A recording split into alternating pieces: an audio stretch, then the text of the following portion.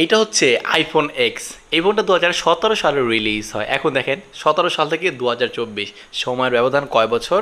18, 19, 20, 21, 22, 23, 24, 7 বছর, অর্থাৎ 6 বছর আগের এই ফোন। 6 বছর আগের এই ফোনটা ইউজ করে আমার কাছে কখনোই মনে হয় নাই যে 6 বছর আগের একটা ফোন ইউজ করতেছি। কারণ এই ফোনের র্যাম ম্যানেজমেন্টের পারফরমেন্স, ডে টু ডে লাইফে নর্মালি ইউজেস, ক্যামেরার পারফরমেন্স, গেমিং পারফরমেন্স এতটা বেটার পেয়েছি, আমার কাছে কখনোই এরকম ফিল হয় নাই যে 6 বছর আগের একটা ফোন আমি ইউজ করতেছি। এখন দেখেন 6 বছর আগের এই ফোনটা 2024 সালে ইউজ ফোনের মার্কেটে এইটা আপনার 64 জিবি ভেরিয়েন্ট, ওইটা পাওয়া যাচ্ছে আপনার 22 থেকে 23 হাজার টাকার আশেপাশে। আর 64 জিবি ভেরিয়েন্ট ওইটা 26 থেকে 28 হাজার টাকার আশেপাশে পাওয়া যায়। এখন এই বাজেটে এই ফোনটাকে পার্সোনালি আমি আমার ইউজার এক্সপিরিয়েন্স থেকে এই 2024 সালে এসে আপনাদেরকে সাজেশন করব। হ্যাঁ, সমস্ত কিছুর উত্তর দিব আজকের এই ভিডিওতে। তাহলে চলেন শুরু করা যাক। আচ্ছা, প্রথমে যদি আইফোন এক্স এর লুকস, ডিজাইন আর বাটন পোর্টের কথা বলি, ভাই এই ফোনটার ডিজাইনটা যদিও বর্তমান সময়ে একটু ব্যাকডেট হয়ে যায় বা একটু বেমানান হয়ে যায়, বাট তবুও না কোনো অংশে আমার ফোনের এই ফোনের ডিজাইনটা এতটাও খারাপ লাগে নাই। তো ঘটা করে তেমন আর কিছু বললাম না, যেহেতু অনেক আগের ফোন, ডিজাইনের ব্যাপারে আপনারা অবশ্যই অনেকটা অবগত। তো সেক্ষেত্রে যদি এই ফোনটার লুকস আর ডিজাইনের ক্ষেত্রে পার্সোনালি আমি মার্ক দিই, এটাকে দিব আমি হচ্ছে 10-এর মধ্যে 6। আমার কাছে এমনটাই মনে হয়েছে। আপনি আইফোন এক্স এই ফোনের ডিজাইনকে 10-এর জায়গায় কত দিবেন সেটা অবশ্যই চাইলে আপনি কমেন্ট সেকশনে মেক শিওর করতে পারেন। আচ্ছা, ডিজাইনের বিষয়টা এখন স্কিপ করি। দেখুন এই ফোনটাতে আপনি আইপি রেটিং হিসেবে 67 পাচ্ছেন, মানে এই ফোনটা পানির নিচে সার্ভাইভ করতে পারবে। সেটা হচ্ছে সর্বোচ্চ সীমানা 1.5 মিটার পর্যন্ত, আর সর্বোচ্চ সময়সীমা হচ্ছে 30 মিনিট। অর্থাৎ 30 মিনিট আপনি এই ফোনটা 1.5 মিটার পানির গভীরতায় ডুবিয়ে রাখতে পারবেন, বা যদি ডুবে যায়, পড়ে যায়, তেমন কোনো সমস্যা হবে না। তবে এগুলো যেহেতু ইউজড মার্কেটের ফোন, ইউজ মার্কেট একটা ফোন কোন অবস্থানে ছিল এই বিষয়ে কিন্তু আমরা জানতাম না। দ্যাটস ওয়াই বলবো যে এই সকল ফোন পানির আশেপাশে আসা নানাটাই বুদ্ধিমানের কাজ। আর এই ফোনে আপনি বেসিক্যালি একটা সিম ব্যবহার করতে পারবেন, 2টা সিমের অপশন নাই। তাছাড়া মোটামুটি ঠিকঠাক আছে। দেখুন এই ফোনের বোথ পাশকে প্রোটেকশন করতেছে হচ্ছে কর্নিং গোরিলা গ্লাস বা কর্নিং মেইন গ্লাস যেটাকে বলি। আর ফ্রেমটা স্টেনলেস স্টিল ফ্রেমের, মূলত তো শক্তপোক্ত। যেহেতু এটার ডিসপ্লেটা হচ্ছে আপনার 5.8 ইঞ্চি, মোটামুটি কম্প্যাক্ট হ্যান্ডি একটা ফোন, এক হাতে ব্যবহার করার মতো একটা ফোন। তো এখন দেখেন ডিসপ্লে জায়গায় এই ফোনটাতে যেহেতু আপনার 5.8 ইঞ্চি সুপার রেটিন একটা ওলেড প্যানেল ব্যবহার করা হয়েছে, প্রথমবারের মতো আইফোন তারা ওলেড প্যানেল কিন্তু আইফোন এক্সেস ব্যবহার করেছিল। সেক্ষেত্রে হ্যাঁ, ডিসপ্লেটার কন্টেন্ট ওয়াচিং এক্সপিরিয়েন্সটা কিন্তু আমরা নিঃসন্দেহে বলবো নেক্সট লেভেলেরই পেয়েছি। এই ফোনটার কালার অ্যাকিউরেসি, কালার কন্ট্রাস্ট কোনো অংশে আমার কাছে কমতি মনে হয় নাই। যেহেতু ওলেড প্যানেল, এই ফোনটার পিপিআই ডেন্সিটি হচ্ছে 458, আর এই ফোনটার ম্যাক্স পিক ব্রাইটনেস সেখানে আমরা দেখলাম হচ্ছে 625 নিট। এই ফোনটা আমরা আউটডোরে যখন ব্যবহার করতেছিলাম ডিসপ্লে দেখতে না আমার কাছে তেমন একটা সমস্যা মনে হয় নাই। তবে একদম ডিরেক্ট সানলাইটে, একদম হার্শ কন্ডিশনে টুকিটাকি বেগ পথ হয়েছে আমার দিক থেকে। তখন আর কি একদম ফুল ব্রাইট দিয়ে ডিসপ্লেটা দেখতেছিলাম, তখন ফোনটাও অনেকটা গরমও হচ্ছিল, যে জিনিসটা আমরা লক্ষ্য করেছি। তো এই ফোনে দিয়ে আমরা যখন কন্টেন্ট ওয়াচিং এক্সপিরিয়েন্সটা নিয়েছি, এইটা নিঃসন্দেহে আমি পজিটিভ কাতারে রাখবো। তবে আইফোনের এই বড় সড়ো নচের কারণে কিন্তু অনেক সমালোচনা আছে বা অনেক কন্ট্রোভার্সি আছে। বাট এই নচটার মাধ্যমে তারা যে ফিচার দেয় বা সিকিউরিটি আনলকের ক্ষেত্রে যে আনলকিং সিস্টেমটা দেয়, তার জন্য আসলে ভাই এই সকল বিষয়ে কম্প্রোমাইজ করতে হবে। তো নষ্ট যদি বাদ দেয়, চিন বেজলগুলো বাদ দেয়, এই ফোনের ডিসপ্লে এক্সপিরিয়েন্স বর্তমান সময় এসেও কোন অংশে ঘাটতি নেই। আবার পাশাপাশি আমি ঘাটতি পাইনি কিন্তু এই ফোনের ক্যামেরাতেও, বিকজ এই ফোনে কিন্তু দেখুন পেছনে 2টা সেন্সর বা 2টা ক্যামেরা ব্যবহার করা হয়েছে। 2টা ক্যামেরাই 12 মেগাপিক্সেল করে, অর্থাৎ 12 মেগাপিক্সেলের আপনি মেইন ক্যামেরা পাচ্ছেন, 12 মেগাপিক্সেলের টেলিফটো লেন্স, যাতে আপনি 2x অপটিক্যাল জুম পাবেন। আবার 2x অপটিক্যাল জুমে কিন্তু পোর্ট্রেট শটও নিতে পারছেন। আচ্ছা দেখুন, মেইন ক্যামেরা ফটো কোয়ালিটিটা একদম র টাইপের ছবি ক্যাপচার করে। কালারের কোনো প্রকার পপটা বুস্টিং কোনোভাবেই লক্ষ্য করি নাই, ওইরকম আবার নয়েজ বা ডিটেলস লসের প্রবণতা লক্ষ্য করি নাই। তবে শ্যাডো এরিয়াতে বা লো লাইট কন্ডিশনে কিন্তু এই ফোনে আমরা প্রচুর পরিমাণে নয়েস আর গ্রেনি দেখা লক্ষ্য করছি। মানে আপনি ডে লাইটে যেরকম একটা ভালো আউটপুট পাবেন, বাট তার একটা বিপরীত আউটপুট পাবেন, মানে একটু খারাপ আউটপুট পাবেন আপনি বা লো লাইটে। অন্ধকার আপনি যদি এই ফোনটা দিয়ে ফটোগ্রাফি করেন বা ফটো তুলেন, তাহলে আসলে একটু খারাপ ছবি পাওয়া যায়। বা ডে লাইটে আপনি এই ফোনটা দিয়ে, মেইন ক্যামেরা দিয়ে যতই ছবি তুলেন না কেন, কোনো অংশে এই ফোনের ফটো কোয়ালিটি আপনার কাছে ঘাটতি মনে হবে না। যদি আমরা 22 থেকে 23 হাজার টাকা বাজেটে অন্যান্য অ্যান্ড্রয়েড ফোন বা নতুন ফোনের সাথে এই ফোনের ক্যামেরার কম্পেয়ার করি। আর এই ফোনে রয়েছে যে আপনার যে টেলিফটো লেন্স, যাতে আপনি 2x অপটিক্যাল জুম পাচ্ছেন। এখানে অবশ্যই আমরা পোর্ট্রেট শট নিয়েছি, উইথ ভিভিড মোডটা অন করে ভাই এখানে আমি বলবো নিঃসন্দেহে একদম আউটস্ট্যান্ডিং পারফরমেন্স করতেছে। ওই আপনার আইফোনের ব্যাপার-স্যাপার তো এখানে যে তারা কি করবে ভিভিড মোডটা অন করে নিয়ে যদি কোনো ছবি ক্যাপচার করা যায়, সোশ্যাল মিডিয়াতে আপলোড দেওয়ার জন্য রেডি পিকচার এমন টাইপের ব্যাপার-স্যাপার লক্ষ্য করা যায়। তো সেক্ষেত্রে হ্যাঁ, এই ফোনের পোর্ট্রেট মোডের ফটো কোয়ালিটি যথেষ্টই ভালো। এইচ ডিরেকশনে আমি কোনো প্রকার কোনো ঘাটতি পাই নাই। নিঃসন্দেহে এই ফোনের পোর্ট্রেট মোডের ফটো কোয়ালিটি অ্যাপ্রিশিয়েট করার মতো। আর একইভাবে এই ফোনটার সামনে কিন্তু ৭ মেগাপিক্সেলের একটা সেলফি ক্যামেরা ব্যবহার করা হয়েছে। ৭ মেগাপিক্সেল হলো ভাই যথেষ্টই ভালো ডিটেইলস পেয়েছি।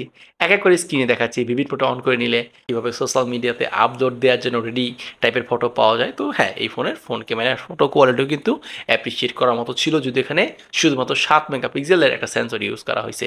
তো ক্যামেরার ব্যাপার-স্যাপার আমি বলব নিঃসন্দেহে এই বাজেটে বেশ ভালোই কিছুই অফার করতেছে। তাহলে ভিডিওর কি হালচাল? হ্যাঁ, এটা তো আউটডোর গিয়েই বলবো, তাই না? এই মুহূর্তে আমরা ভিডিও করতেছি আইফোন এক্সের একদম মেন ক্যামেরা দিয়ে। ভিডিওটা রেকর্ড হচ্ছে আপনার 4K 60 FPS আর এই ক্লান্তকর দুপুরবেলা ভিডিও করতেছি। তো ভিডিও করাটা কেমন হচ্ছে দেখতে মোটামুটি ধারণা পেয়ে যাচ্ছেন এই ফোনের ভিডিও করাটা কেমন। এখন আমি বলবো এই ফোনের ভিডিও কোয়ালিটি মোটামুটি আমার কাছে ভালো লাগছে, মোটামুটি ব্লগ করার মতো। মানে মোটামুটি কথাটা বারবার ইউজ করতেছি কারণ হচ্ছে একদম আউটস্ট্যান্ডিং মনে হয় নাই, আবার খারাপও কিন্তু কোনো অংশই না। এটা ছিল এই ফোনটার ভিডিও কোয়ালিটি। That's it. তো দেখে বুঝতেই পারলেন এই ফোনের ভিডিও কোয়ালিটি কেমন ছিল। এখন দেখুন এই ফোনটা দিয়ে যদি আপনি ব্লগ করতে চান না তাহলে একটু ক্রপ থাকে আমি দেখতেছি, মানে বেশি ফিল্ড অফ ভিউ এর সাথে ছবি ক্যাপচার করতে পারি না যেহেতু এখানে আপনার আল্ট্রা ওয়াইড সেন্সরটা নাই। তবে হ্যাঁ, যেহেতু এখানে 4K তে আমরা 60 FPS পাচ্ছি, এইটা আসলে অবশ্যই অনেকটাই প্লাস পয়েন্ট। তো ব্লগিং করার ক্ষেত্রে এই ফোনটা আপনাকে বেশ ভালো একটা সাপোর্ট দিবে। তবে একদম আউটস্ট্যান্ডিং আমার কাছে মনে হয়নি, যেটা আমি অবশ্যই ভিডিওতে ক্লিয়ার করেছি। তবে এবার তবুও কিন্তু কোনো অংশে এই ফোনের ভিডিও কোয়ালিটি আমার কাছে কমতি মনে হয় নাই।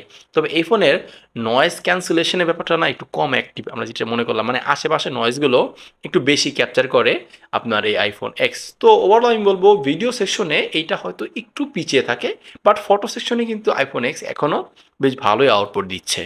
দেখুন যদি আইফোন এক্স এর পারফরমেন্সের কথা বলি, আইফোন অপারেটিং সিস্টেমে এই ফোনটা রান করতেছে হচ্ছে আপনার 16.7.5, মানে এটার আপডেটটা বন্ধ হয়ে গেছে বর্তমানে, যেখানে 17 চলতেছে। আমরা জানি অ্যাপেলের A15 সিরিজ লঞ্চ করার সাথে সাথে তারা A17 iOS অপারেটিং সিস্টেম নিয়ে এসেছে, বাট এই ফোনে কিন্তু আরও 1 বছর আগে আপনার আপডেটটা বন্ধ হয়ে গিয়েছে। অর্থাৎ আপনি কিন্তু একদম লেটেস্ট আইফোন অপারেটিং সিস্টেমে আপনি আইফোন এক্সটা চালাতে পারবে না, যেটা হচ্ছে এই ফোনটা না কেনার অন্যতম একটা ড্রব্যাক হতে পারে। হ্যাঁ, এই ফোনটা কিনবেন কি কিনবেন না তাই নিয়ে তো আমি ভিডিওর শেষে সিদ্ধান্ত দিব। তবে এইটা কিন্তু আপনি লেটেস্ট আইফোন অপারেটিং সিস্টেমে চালাতে পারছেন না। আর এই ফোনটার র্যাম হচ্ছে 3 GB আর স্টোরেজ 64 256, মানে দুইটা ভেরিয়েন্টের হয়, 364 256। এখন আইফোনে 3 GB র্যাম কতটুকু পারফরমেন্স দিয়েছে বা র্যাম ম্যানেজমেন্টের জায়গায় এটা কতটুকু ফাস্ট অ্যান্ড অ্যাকুরেট ছিল, ভাই আমি নিঃসন্দেহে বলবো এখনও যথেষ্ট ফাস্ট অ্যান্ড অ্যাকুরেট ছিল।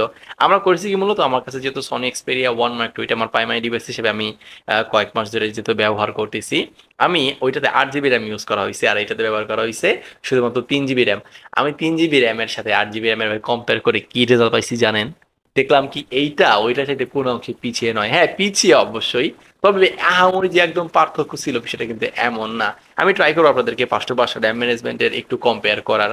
তো র্যাম ম্যানেজমেন্টের জায়গায় যেহেতু এখানে 3 GB র্যাম ইউজ করা হয়েছে, এবার তবুও ওপেন টাইম ক্লোজ টাইম এত ফাস্ট অ্যান্ড সুপার স্মুথ পাইছি, আমি কখনো আমার কাছে মনে হয় নাই যে তখন একটা 7 বছর বা 6 বছর আগের ফোন আমি এটা ইউজ করতেছি। তো ডে টু ডে লাইফে যতটুকু কাজ করলাম প্রতিটা পেশা তারা নিতে পারছে। র্যাম ম্যানেজমেন্টের জায়গায় ব্যাকগ্রাউন্ডে আমরা অলমোস্ট আপনার 10 থেকে 12টা অ্যাপস রান করে দেখেছিলাম, খুবই স্মুথলি কিন্তু শিফট করতে পারতেছিল।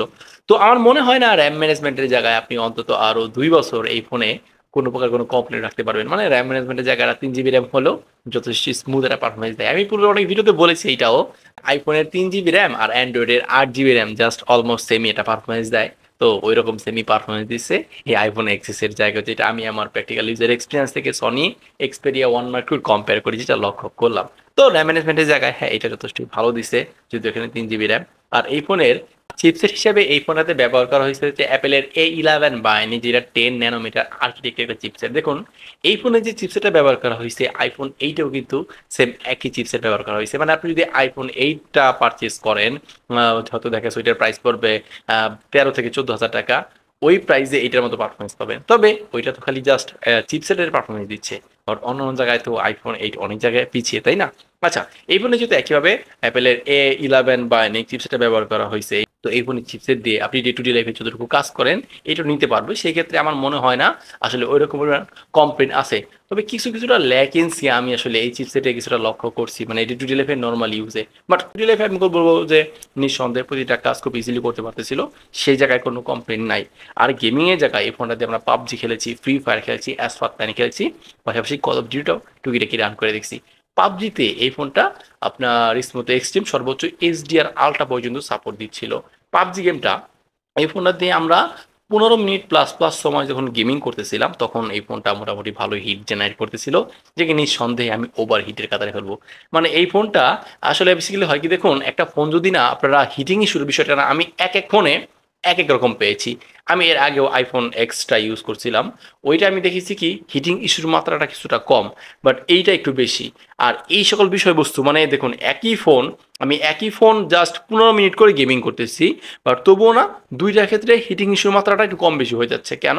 কারণ ফোনের হয়তো কোনো পার্টস পরিবর্তন হয়েছে, বা ফোনের ব্যাটারিটা চেঞ্জ করা হয়েছে, বা ফোনটা খোলা হয়েছিল। এই কারণে যেই ফোনগুলোর ব্যাটারি চেঞ্জ করা হয় ওই ফোনগুলো বেশ আগে আগে গরম হয়ে যায়। এখন যদি আমি এই ফোনের কথা বলি, আমার মনে হয় বাই এনি চান্স কোনোভাবে হয়তো এই ফোনটা খোলা হতে পারে, দ্যাটস ওয়াই এই ফোনটা একটু বেশি হিট জেনারেট করতেছিল বা একটু বেশি গরম হয়ে যাচ্ছিল।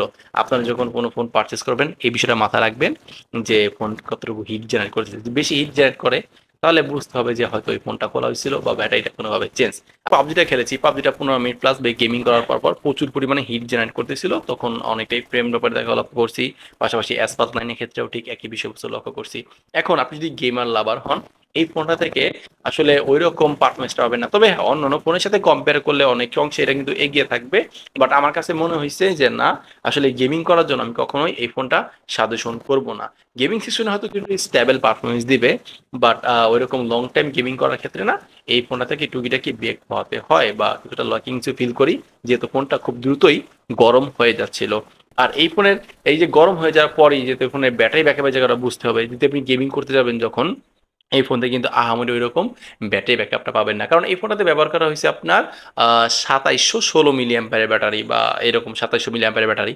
এখন এই 2700 মিলি অ্যাম্পার ব্যাটারি থেকে না আসলে ওই রকম গেমিং পারফরমেন্সের কথা যদি বলি, আপনি যদি একটানা গেমিং করেন সর্বোচ্চ আপনি 3.5 ঘন্টা গেমিং করতে পারবেন এই ফোনটা দিয়ে। তবে আইফোনের ব্যাটারি হেলথের উপর যেহেতু আমি একেবারে বলে থাকি ব্যাটারি ব্যাকআপটা ডিপেন্ড করে, এই ফোনের ব্যাটারি হেলথ আছে আমি দেখলাম হচ্ছে 88%।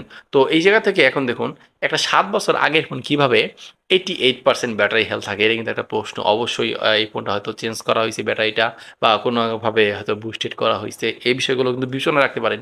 আমি দেখছি iPhone 13 আমার ছোট ভাই ও ইউজ করছে, জাস্ট 1 বছরও হয় না ইউজ করছে, আপনার 10 থেকে 11 মাস ইউজ করার ফলেই না ওর ফোনে ব্যাটারি হেলথ চলে আসছে হচ্ছে 83%, মানে 17%ই গায়েব। এখন 1 বছরেই যদি আপনার 17% গায়েব হয়ে যায়, তাহলে এই 6 বছর আগের ফোন কীভাবে 88% ব্যাটারি হেলথ থাকে বা 88% ব্যাটারি হেলথ থাকে, আসলে এগুলো একটু বোঝাই যায় একটু কার সাজিয়ে আছে বা ব্যাটারি চেঞ্জ করা হয়েছে বা কোনো না কোনোভাবে এর কোনো একটা ঘাবলা আছে। তো সেই বিচার থেকে যদি বলি এই ফোনে যেহেতু আপনার 88% ব্যাটারি হেলথ আছে, এই ফোনে ডে টু ডে লাইফে নর্মাল ইউজ করে না আমরা একদিন ওইরকম পরিমাণ ব্যাটারি ব্যাকআপ পাই নাই। মানে ব্যাটারি ব্যাকআপে এইটা আসলে অনেক বেগ পদ হয়, এটা বিবেচনায় রাখতে হবে। যদি mid level up battery video টিডিও দেখেন, কন্টেন্ট ওয়াচিং এক্সপিরিয়েন্সটা নেন, সর্বোচ্চ আপনি 4 ঘন্টা স্ক্রিন অন টাইম পেয়ে যাবেন, তাও পাবেন কিনা দিন চিত্রটা প্রশ্ন থেকে যায়। মানে ব্যাটারি ব্যাকআপের জায়গায় এটা আসলে অতটা স্ট্রং না। আপনি যদি এই ফোনগুলো ইউজ করেন অবশ্যই আপনাকে পাওয়ার ব্যাঙ্কের সাথে ইউজ করতে হবে, বা ব্যাটারি ব্যাকআপের জায়গাটা স্ট্রং রেখে দেন আপনার এই ফোনগুলো পারচেস করার বা কেনার সিদ্ধান্ত নিতে হবে। তো এই তো ছিল এই ফোনটার মোটামুটি ব্যাটারি সেকশন। তো এই তো ছিল এই ফোনটার ওভারলুকস, ডিজাইন, কনফিগারেশন এবং পারফরমেন্স, যেটা 2024 সালে এসে কেমন দিচ্ছে বা কেমন পেয়েছি সেটা আজকে ভিডিওতে আমি আপনাদেরকে এক এক করে জানালাম। এখন আমার ইউজার এক্সপিরিয়েন্স কি বলে এই 2024 সালে এসে কি এই ফোনটা পার্সোনালি আমি আপনাদেরকে সাজেশন করব? হ্যাঁ, সাজেশন করতে পারি, তবে এর মধ্যে কয়েকটা কথা আছে। সর্বপ্রথম যদি আপনি এই ফোনটা পারচেস করতে চান, দেখুন আপনি দুইটা ভেরিয়েন্ট দুইটা প্রাইসে পাবেন। একটা হচ্ছে আপনার 23,000 টাকা, যেটা হচ্ছে 364 ভেরিয়েন্ট, আর এটা হচ্ছে 27 থেকে 28 হাজার টাকা, সেটা হচ্ছে আপনার 3256 জিবি ভেরিয়েন্ট, মানে স্টোরেজটা একটু বেশি থাকবে। এখন আমি 28,000 টাকা দিয়ে কখনোই বলবো না যে ভাই আপনারা এই ফোনটা পারচেস করেন, কারণ আসলে ওইটা আসলে ওভার প্রাইস হয়ে যায় আমার দিক থেকে এই 2024 সালে এসে। কারণ ওই বাজেটে আরো অনেক অপশন আছে যেগুলো সাজেশন করার মতো। তবে আপনি যদি 22 থেকে 23 হাজার টাকা দিয়ে এই ফোনটা পান তাহলে সেই জায়গা থেকে হয়তো আপনাকে সাজেশন করা যায়। তবে এইটাও বিবেচনা রাখতে হবে, যদি আপনি এই ফোনটা পারচেস করেন ওইরকম কিন্তু প্রাইমারি ডিভাইস হিসেবে এই ফোনটা পারচেস করলে আপনি ডে টু ডে লাইফে রাব ইউজ করে কিন্তু ওইরকম ব্যাটারি ব্যাকআপটা পাবেন না। এখন হয়তো পাওয়ার ব্যাংকের সাথে ইউজ করতে হবে, অথবা এই ফোনটাকে বারবার চার্জ দেওয়ার জন্য এরকম মেন্টালিটি বা এরকম একটা স্ট্রং ব্যাকআপ রাখতে হবে। আর এই ফোনটা এইটা হচ্ছে এটা ড্রব্যাক বা একটা নেগেটিভ পয়েন্ট। আর এই ফোনটার আরেকটা নেগেটিভ পয়েন্ট হচ্ছে কি, দেখুন আপনি ফোন লেটেস্ট আইফোন অপারেটিং সিস্টেমে চালাতে পারবেন না, কারণ এটা 1 বছর আগে আপডেটটা বন্ধ হয়ে গিয়েছে। দ্যাটস ওয়াই আসলে লেটেস্ট আইফোন অপারেটিং সিস্টেম পাচ্ছে না। তবে এইটা সত্যি, যেহেতু আপডেটটা বন্ধ হয়ে গিয়েছে, লেটেস্ট আইফোন অপারেটিং সিস্টেম পাচ্ছি না, তাই বলে কি এই ফোনের কোনো কিছু ল্যাকেন্সি পাচ্ছি বা কোনো অ্যাপসের জায়গায় কি কোনো আপডেটের কোনো সমস্যা হচ্ছে, এটা কিন্তু কখনোই না। আমার একটা ফ্রেন্ড আছে, ও হচ্ছে এখনকার সময় দেখতেছি কি আইফোন 6s চালাচ্ছে, ইমো, হোয়াটসঅ্যাপ, বিকাশ, এগুলো প্রত্যেকটা অ্যাপসই খুব ইজিলি স্মুথলি চালাতে পারতেছে। স্মুথ না, কিছুটা ল্যাকিংসি আছে, বাট এখনও চালাতে পারতেছে। ওইটা হচ্ছে আইফোন 6, আর এটা হচ্ছে আইফোন আপনার এক্স মানে 10।